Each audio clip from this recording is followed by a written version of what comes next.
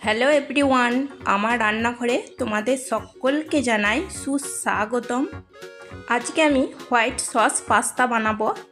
এই পাস্তাটা খেতেও কিন্তু ভীষণই টেস্টি হয়। ভিডিওটিকে স্কিপ না করে শুরু থেকে শেষ পর্যন্ত সঙ্গে থাকার জন্য অনুরোধ রইল। হোয়াইট সস পাস্তা বানাবার জন্য আমি এখানে জল গরম করে নিয়েছি। দেখো, এর মধ্যে আমি দিয়ে দিচ্ছি 1 বাটি পাস্তা। এখন আমি পাস্তাগুলোকে সেদ্ধ করে নেব। এই পাস্তা সেদ্ধ করার সময় আমি দিয়ে দিচ্ছি 1 চামচ লবণ এবং 1 চামচ সাদা তেল। সাদা তেল দিয়ে দিচ্ছি কারণ পাস্তাগুলো সেদ্ধ হয়ে যাওয়ার পর একটার সাথে একটা লেগে না যায়। আর লবণ দিয়েছি কারণ পাস্তাগুলোর মধ্যে লবণের পরিমাণটা যেন ঠিকঠাকভাবে ঢুকে যায়। একটা চামচের সাহায্যে আমি একটু নাড়াচাড়া করে নেব। হাই ফ্লেমে আমি পাস্তাগুলোকে সেদ্ধ করে নেব। পাস্তাগুলোকে সেদ্ধ করে নিয়েছি। দেখো, আমি দেখিয়ে দিচ্ছি পাস্তাটা কতটা পরিমাণ সেদ্ধ করেছি। এর থেকে বেশি পাস্তাটা আমি সেদ্ধ করব না। পাস্তাগুলোকে আমি জল ঝরিয়ে নিয়েছি। একটা পেঁয়াজকে কুচো করে কেটে নিয়েছি, একটা টমেটো কুচো নিয়েছি, একটা গাজরে হাফ কুচো করে নিয়েছি, হাফ ইঞ্চ আদা এবং 4-5 কোয়া রসুনকে কুচো করে কেটে নিয়েছি, আর একটা ক্যাপসিকামে হাফ কুচো করে কেটে নিয়েছি, আর হাফ গাজর আমি গ্রেট করে নিয়েছি। ফ্রাইং প্যানে আমি 2 টেবিল চামচ সাদা তেল গরম করে নিয়েছি। এখন পেঁয়াজ কুচোগুলোকে দিয়ে ভেজে নেব। এখানে আমি পেঁয়াজগুলো একটু বড় বড় করে কেটেছি, খুব ছোট ছোট করে কুচো না করে। তোমরা দেখতেই পাচ্ছ আমি পেঁয়াজগুলোকে কিভাবে কেটে নিয়েছি। পেঁয়াজগুলোকে একটু ভেজে নেওয়ার পর দেব রসুন কুচো। রসুন কুচো একটু ভেজে নেব। রসুন কুচো একটু ভেজে নেওয়ার পর দেব আদা কুচো। আদা কুচো একটু তেলে ভেজে নেব। আদা কুচো একটু তেলে ভেজে নেওয়ার পর এখন দিচ্ছি কুচো করে রাখা গাজর এবং ক্যাপসিকাম কুচো ও গ্রেট করা গাজর আর টমেটো কুচো। আবারও মিডিয়াম ফ্লেমে সব কিছু আমি ভালো করে কষিয়ে নেব।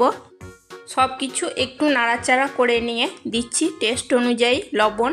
লবণ দিলে এগুলো খুব তাড়াতাড়ি নরম হয়ে যাবে এবং কষিয়ে নিতেও সুবিধা হবে। দেখো বন্ধুরা, এটাকে আমি খুব ভালো করে নাড়াচাড়া করে কষিয়ে নিয়েছি। এখন আমি এটাকে নামিয়ে রেখে দেব। এখন আমি হোয়াইট সস তৈরি করে নেব। কড়াইতে দেব 3 চামচ বাটার।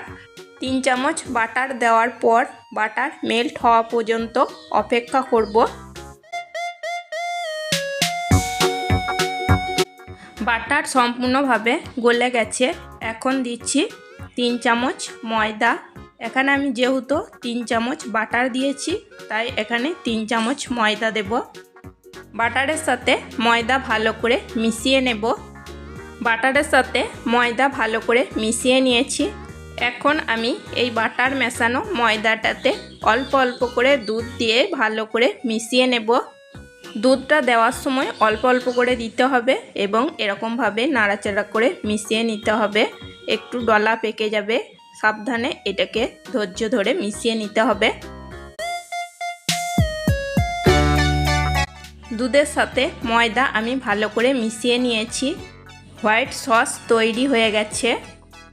এখন আমি সেদ্ধ করে জল ঝরিয়ে রাখা পাস্তাগুলোকে এর মধ্যে দিয়ে দেব এবং আমি যে মশলাটা তৈরি করে রেখেছি সেটাও দিয়ে দেব।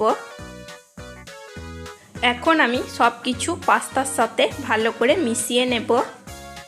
তোমরা যদি এই পাস্তাটা আরেকটু ঝোল বানাতে চাও তাহলে আরেকটু পরিমাণ দুধ অ্যাড করে দিতে পারো। তোমাদের এই রেসিপি যদি ভালো লেগে থাকে তাহলে একটা লাইক, কমেন্ট, শেয়ার আর আমার এই ছোট্ট চ্যানেলটিকে সাবস্ক্রাইব করে আমার পাশে থাকবে। এখানে আমি দিয়ে দিচ্ছি 2 চামচ গোলমরিচের গুঁড়ো। গোলমরিচের গুঁড়ো ভালো করে পাস্তার সাথে মিশিয়ে নেব। তোমরা এখানে চিলি ফ্লেক্স বা অরিগানো ব্যবহার করতে পারো। গোলমরিচের গুঁড়ো আমি ভালো করে মিশিয়ে নিয়েছি। ব্যাস তৈরি হয়ে গেছে হোয়াইট সস পাস্তা। এটাও খেতে কিন্তু ভীষণই টেস্টি হয়েছিল। আমার মতো করে এইভাবে একবার হোয়াইট সস পাস্তা বানিয়ে নিও, দেখবে এটা খেতে কিন্তু ভীষণই টেস্টি হবে। সার্ভ করার জন্য আমি প্লেটের মধ্যে তুলে নিচ্ছি। প্লিজ বন্ধুরা আমার এই ছোট্ট চ্যানেলটির পাশে থেকো। আজকের মতো এই পর্যন্তই, আবার আসবো অন্য কোনো রেসিপি নিয়ে। চলো টাটা বাই।